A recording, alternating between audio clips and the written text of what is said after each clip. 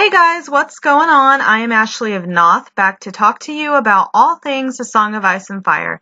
Today, I'd like to react to something from Season 7, Episode 4, which, by the way, is second only to Winds of Winter as the best episode the show has ever done. That being said, there was something that occurred which left me unsettled and, if I'm truthful, left me a bit upset. I'm talking about Bran's interaction with Mira. I suppose it was predictable given his interactions with Sansa and the cryptic attitude he had, but I'd attributed that to several different factors that were unique to Sansa. Never in a million years did I think we'd see Bran act that way with Mira, his best friend and protector. The scene starts out well enough with Mira complimenting Bran on his wheelchair. Then Bran remarks, not as a question, that Mira was leaving. Mira said that she didn't want to leave him, but that when the Night King's army comes, she needs to be with her family. She then points out that Bran is as safe as he can be and that he doesn't need her anymore. Bran coldly responds with, "No, I don't," and says nothing else. Stunned, choking back tears, Mira asks, "That's all you've got to say?" And again, cool as a cucumber, Bran gives a short thank you. Mira starts to break down, realizing Bran doesn't give a shit. She points out how Jojen, Hodor, and Summer died for Bran, and that she almost died for Bran too. But all Bran does is stare at her, his face devoid of all feeling. Eventually he says that he's not Bran anymore, that he remembers what it felt like to be Brandon Stark, but he remembers so much else now. Mira remarks that Bran died in the cave, then turns and leaves. All the while, Bran doesn't utter so much as a word. This left a bad taste in my mouth. I understand that in order to be the Three-Eyed Raven, Bran might have to compartmentalize his feelings. That makes a ton of sense to me, actually. But Mira deserved better than that. Compartmentalizing your feelings has nothing to do with expressing gratitude. Had it not been for Mira, Bran would have got killed in that cave.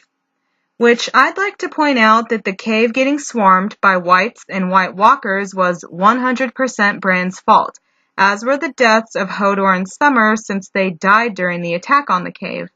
But Bran doesn't express an ounce of remorse for any of it, and he still hasn't. So for him to treat Mira this way after she not only saved his life, but after she dragged him from beyond the wall, wherever Benjen left them, to the wall and then from the wall back to Winterfell is terrible. I assume the Watch gave her a horse, but even still it would have been very slow going because she'd have to stop to take care of the horse, see to Bran's needs, then her needs after all of that, and she had the burden of doing it all alone. For a normal leader of riders, it takes about 2 weeks to get to the wall from Winterfell and vice versa. So you could imagine how long it took Mira by herself. After all of this, Bran had to be prompted to acknowledge her efforts and to express gratitude. In this moment, it wouldn't have cost him anything to allow himself to give Mira a proper goodbye, acknowledge what she'd done for him, acknowledge the loss of her brother, and to be a decent fucking human being. But Bran chose not to do that. Instead, he chose to be a jerk. As Mira pointed out, Bran died in the cave that day. Next, I'd like to talk about how Sansa plays into this. During the scene in which we see Bran return to Winterfell, of course we'd expect a tearful embrace between Bran and Sansa. What I also expected was for Sansa to hug Mira and thank Mira for getting her brother back home. But she didn't. In fact, Sansa didn't even acknowledge Mira. No hug, no handshake, not so much as a thank you.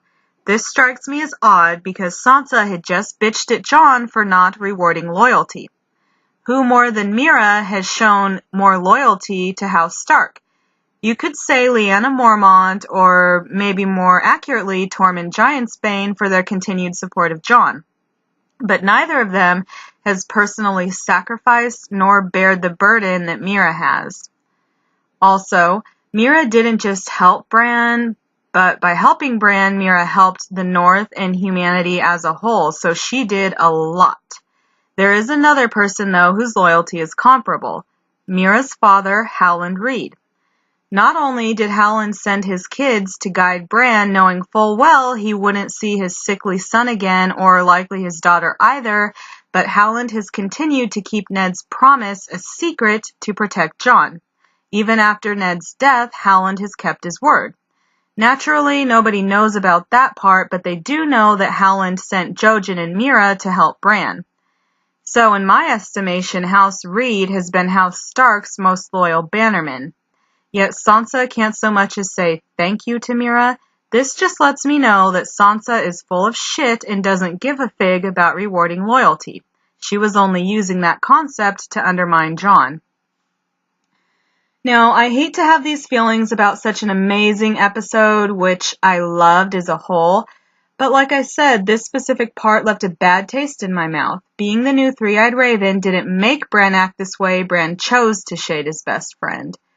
Bran also chose to compliment his sister on how beautiful she looked the night she was raped.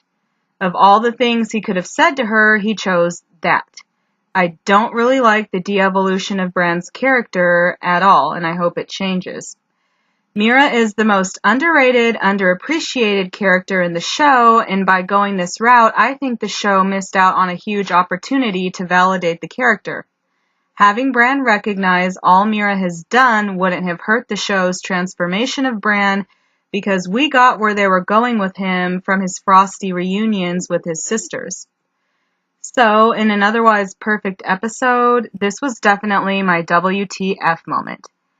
And I am going to conclude on that. I am Ashley of Noth. If you enjoyed this video, feel free to hit like, subscribe, join my Calazar. I'd like to shout out Jim Young, Cameo, Lady Olenna Tyrell, and Lady De Winter, Blood of My Blood. Without you guys, this channel wouldn't be here. I'd like to wish everyone have an excellent day, and as usual, 7 blessings, friends.